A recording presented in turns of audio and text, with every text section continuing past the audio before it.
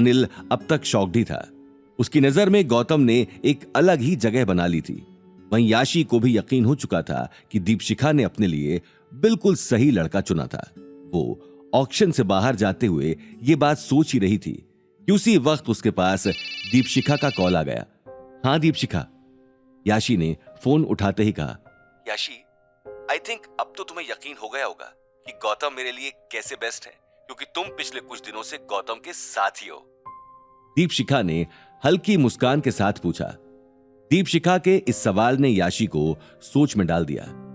उसे अचानक यह फील हुआ कि वो भी गौतम से प्यार करने लगी थी, लेकिन वो खामोश रही और हाँ हूं में उसने जवाब देकर दीपशिखा की बात को टाल दिया। दीपशिखा, मुझे तुमसे एक जरूरी बात और करनी थी। तुम्हारा वो बात जानना बहुत जरूरी है। याशी ने गहरी सांस लेकर कहा। हाँ बोलो, क्या बात है? दीपशिखा ने पूछा। मैंने कुछ दिनों से गौतम की आंखों में अवनी के लिए बेइंतहा प्यार देखा है और मुझे नहीं लगता कि वो कभी अवनी को छोड़ेगा, क्योंकि वो अवनी के साथ उसके परिवार से भी बहुत प्यार करता है। जिस तरह से वो उनका ध्यान रखता है, उसे देखकर तो नहीं लगता कि वो 1 साल बाद। ये बात कहते हुए याशी रुक गई। वहीं दूसरी तरफ दीपशिखा ये बात सुनकर आग बबूला हो गई। उसे अवनी को छोड़ना ही पड़ेगा, फिर चाहे कुछ भी हो जाए। वो अपने परिवार को वादा कर चुका है, और वैसे भी वो सिर्फ गौतम नहीं है, वो एक राठौड़ है, रंजोर का राठौड़, जिसके सामने लोग झुकते हैं। दीपशिखा ने एक एक बात पर जोर देते हुए अपनी बात खत्म की और अगले ही पल गुस्से में कॉल काट दिया। याशी ये बात सुनकर घबरा गई, क्योंकि वो दीपशिखा की जिद को अच्छे से जानती थी। वहीं दूसरी तरफ ऑक्शन से घर जाते हुए अनिल की आंखों में गौतम के लिए इज्जत साफ दिखाई दे रही थी। गौतम, अच्छा हुआ जो मैं तुम्हारे साथ टाइम स्पेंड कर रहा हूं। अगर मैं तुम्हारे साथ टाइम नहीं बिताता तो मैं कभी तुम्हारे बारे में नहीं जान पाता। तुम जैसे लड़के तो चिराग लेकर ढूंढने से भी नहीं मिलेंगे। अनिल ने हल्की मुस्कान के साथ कहा। अरे डैडी जी, ये कैसी बात कर रहे हैं? ऐसा कुछ नहीं है। नहीं बेटा, मैं सच कह रहा हूं। तुम हर दिन मुझे सरप्राइज कर रहे हो।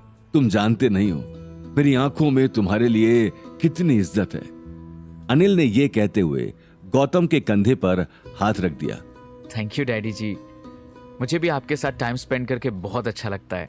हाँ बेटा, लेकिन प्लीज ये सारी बातें तुम मम्मी जी और अवनी को मत बताना, नहीं तो वो खामखा चिंता करेंगी। जी डैडी जी। ये सुनते ही अनिल ऑटो से बाहर की तरफ देखने लगा, लेकिन गौतम को इस वक्त याशी और दीपशिखा की भी चिंता सता रही थी। मुझे किसी ना किसी तरह से इस याशी से पीछा छुड़ाना ही होगा। कहीं वो मेरी असलियत के बारे में डैडी जी को ना बता दे, वरना बहुत बड़ी मुसीबत खड़ी हो जाएगी। देखते ही देखते गौतम और अनिल घर पहुंच गए, लेकिन घर के अंदर जाते ही उन दोनों ने देखा गीता एकदम चुप हॉल में बैठी थी। गीता को इस तरह चुप देखकर दोनों एक दूसरे को देखने लगे। अवनी भी उसी वक्त घर पहुंच गई। घर में फैली खामोशी देखकर वो भी कुछ समझ नहीं पा रही थी। अरे भाग्यवान, क्या हुआ? इस तरह चुप क्यों हो? कोई बात हुई है क्या? अनिल ने उसी वक्त आगे जाकर गीता से पूछा। मां सा का कॉल आया था, उन्होंने कल मुझे अग्रवाल हाउस बुलाया है। हाँ, तो इसमें परेशानी वाली बात क्या है? चली जाना, अनिल ने जवाब दिया। लेकिन उसके मन में यह बात भी चल रही थी कि नील ने गायत्री देवी को सब कुछ बता ना दिया हो। अरे शनाया के ससुराल वाले उसे शादी में एक शानदार विला गिफ्ट कर रहे हैं, जिसकी कीमत कम से कम 20 करोड़ है, और भी न जाने उसे क्या क्या मिल रहा है। कल इसलिए मुझे मासा ने बुलाया है ताकि मैं भी देख लूं कि उसे क्या क्या और कितनी बड़ी बड़ी चीजें मिल रही हैं। यह बात सुनकर अनिल आगे कुछ कह नहीं पाया, क्योंकि वो गीता की आंखों में गुस्सा साफ देख पा रहा था और वो समझ गया था कि गीता का इशारा गौतम की तरफ ही था। क्या हुआ?